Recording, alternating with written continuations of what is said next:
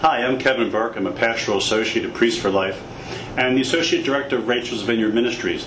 Rachel's Vineyard Ministries is a healing weekend retreat and educational resources for persons who have experienced abortion loss and are in need of healing. It features a weekend retreat for healing.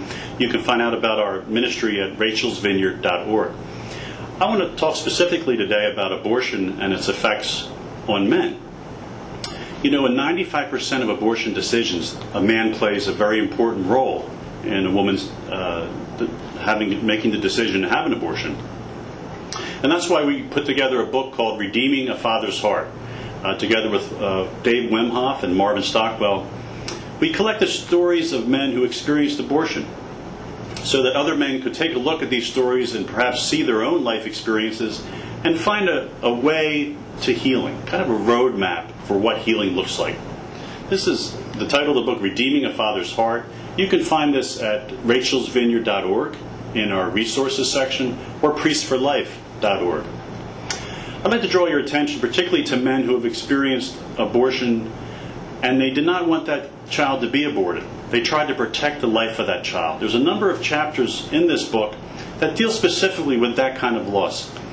If you're a man who was involved in this kind of an abortion decision, you have a particular painful kind of experience. You were powerless to stop the death of that child. It's especially important that you understand how that can personally affect you and how important healing is for you in your life. You may have married a woman who has an abortion in her past. Chapter 3 of this book, I Married a Post-Aborted Woman. Very important for you to understand, how did abortion affect my wife?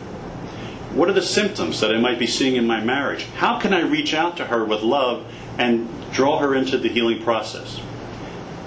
Very exciting is that when she goes through her healing journey on Rachel's Vineyard, if she attends a retreat, you can attend with her. You can adopt that child spiritually. This can be very healing to your marriage. It heals some of the wounds that abortion might have brought into your marriage life. You may have experienced abortion yourself. Perhaps you pushed your girlfriend or your fiance or your wife to have an abortion. Perhaps there's a corner of yourself where you feel very guilty and very hurt about your role in that abortion decision. You may think that, why go back and deal with that now? That's in the past. I can't do anything about that. You really need to understand, and that's why I want you to read this book.